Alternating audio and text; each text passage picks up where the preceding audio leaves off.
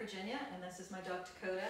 Today we thought we'd show you an exercise that can help get your dog more comfortable with not just going into his crate, but staying in there until you release them. Whether you're using the crate on a daily basis for overnight sleep or for daytimes when you're going out of the house for a little bit, or if your dog's a little older and maybe more trustworthy, maybe you don't use it on a regular basis, but just for when workmen come over or you have guests over and you need them to be able to stay out of the way. But another good reason to practice with the crate, even if you're not using it on a daily basis, is that your dog periodically is going to need to go to a veterinarian or a groomer or perhaps get boarded. And in any of those cases, they might have to stay in a crate or a kennel for part of the time. And we want to make sure that they're not stressed by that. So even if you just pull out the crate a few times before your dog has the vet appointment or the kennel appointment, or if you just have it out, you know, and just leave the door open just to practice letting the dog go in periodically, just kind of helps make it a little easier for them when they do have to be in it for a longer period of time. So the different components to being in the crate, of course, are one, just even getting them in there. And some dogs are afraid to even go in, and then other ones, as soon as they get in, they want to bolt right out. So we can play these little games to kind of have a gradual process to get them more comfortable in there. And then there's also a few things we can do to help make it easier for them to have to hang out in there for a few hours. So there's different toys or things we can put in there for them to make it a little easier. I always like to make it comfortable for them by putting a nice bed in there. If you do have to shut them in there, you want to make sure it's something they're not going to chew up or you know, that's going to be uncomfortable. Good.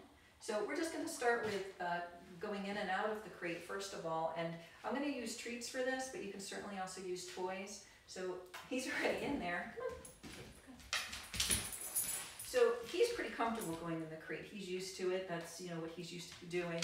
But if you have a dog that's a little nervous about it, you're going to start with just taking very small treats or even pieces of their kibble, depending on how much they like food or, you know, how scared they are of the crate. And maybe initially, maybe I'll just toss it in the opening.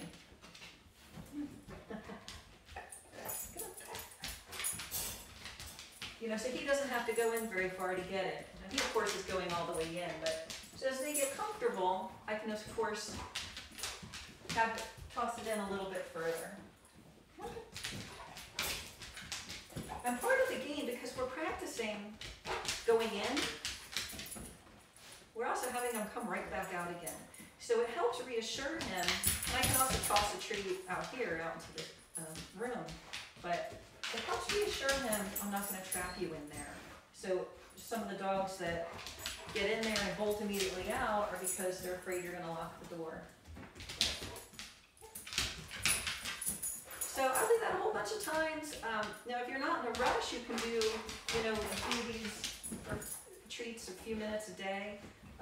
You can also even take their food dish and you can feed them in there. Again, initially if your dog's panicked, you can just do it with the door open so they can come and go as they like to. Or you can gradually shut the door for them. So as they get better at it, I also start including a signal, whether it's a hand signal, like just pointing. Boy. Oh, I missed it. Or you can also put a name to it, whether it's crate or go to bed. So now what I'm doing, instead of tossing the treat in first, I'm saying my word first. We're giving the hand signal first. And I have the treat in my hands, but I'm not throwing the treat first. I'm giving him the cue first and then rewarding him for going in there. So if I say, go to bed, he goes in, and then I give him the treat. Good boy. Good. Okay. Go to bed. Good boy. So instead of it being a lure or a bribe, it's a reward. Okay. So the other thing I like to work on at the same time as I'm working on getting them in is ideally I like them to learn to wait in there until I give them a cue to come out. So initially I can do that with the gate. If your dog doesn't know the word wait, if you haven't practiced it, what I can do is shut the gate. If he pushes at it at all, I'm going to hold it shut. Wait till he's calm. I'll open it a few inches. If he tries to barge out, I'll just shut it again. Like there, you see it pushing on it? If he pushes on it, I don't want him to realize he can open it. Wait. Okay. So as he gets better at it, you can gradually get to where the gate opens all the way. I do have other videos that show that in a little more detail. I have a whole bunch of different weight games. But I'd love to be able to have it to where, okay, good. That my release cue for having him come out is just, okay. Good. You can also use the word free or break. It's up to you. But it's just another place to work on the word wait and teach them not to be pushy about things. So in the beginning of a dog's process of getting into the crate, I'm going to accept things where maybe they're not all the way in, maybe they're just halfway in. But as they get better at it over time, I want to be able to say, no, in.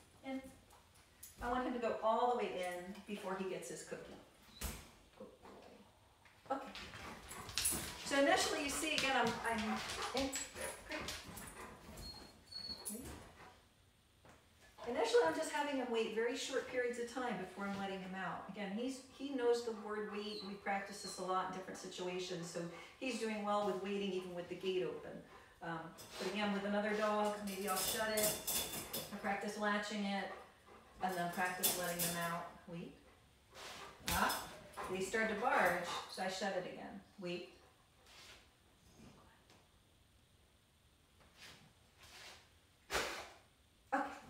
I want him to realize that the release cue isn't just me walking away, that, oh, I left the area so he can just get up and do what he wants, but he has to wait for the word okay.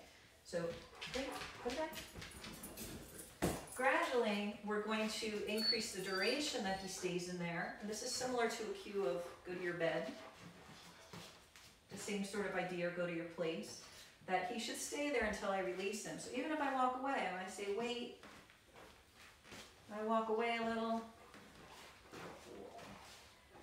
I can reward him there to let him know, hey, you did a good job.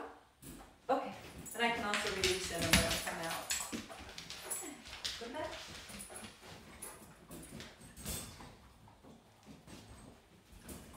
So you can do the same sort of game with a toy, or like with their food, with treats, where you're just letting them come in and out, and in and out, and in and out, and rewarding him for coming in, rewarding him for staying in gradually a longer period of time. Also, I'll reward him for waiting until I okay him to come out. So the first step is building reinforcement for going in the crate and making that a positive experience. And then as we start building duration, then I start, instead of rewarding him for going in the crate, is I'm actually rewarding him for only coming out when I tell him, okay, but so then he gets his reward when he comes out. So, and again, you can mix this up. This is very informal. We're trying to make a game out of it to make this fun for the dog, to where he doesn't mind going in the crate. If I have to leave or we have guests over, I need him to be in there. Go to bed. Other things you can do is, when you do have to shut the crate and actually leave them, you can leave toys in there with them, but something that, you see these are pretty well-chewed bones. This one's getting a little too pointy.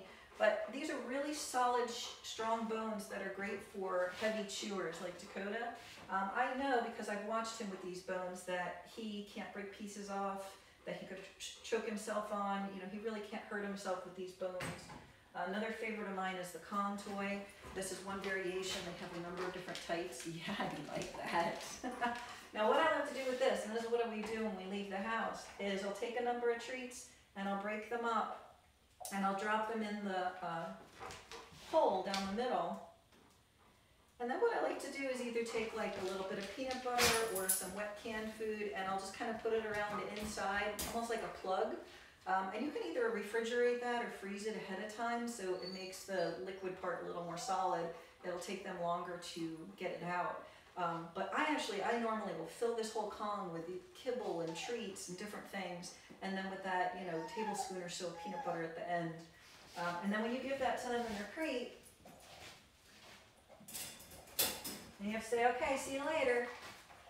He's so content with that, he doesn't mind that I've left. In fact, sometimes he's like, okay, go ahead, see you later, lady. I've got my Kong, I'm happy. So even though that's not going to keep him entertained the entire time I'm gone, it helps at least enough during the transition of me leaving that he'll work on that for a while and he'll tire himself out of it. And then after a little while, he'll just lay down and sleep until I come home. So again, making sure that you have very safe toys that you're going to put in with them, or a safe bed. You always want to observe them for a while before with toys or beds to make sure they're not going to chew anything up and hurt themselves while you're gone. If your dog's a really big chewer, you might not be able to leave the bed in there. So she's having a good time with that. All right. Have a great day.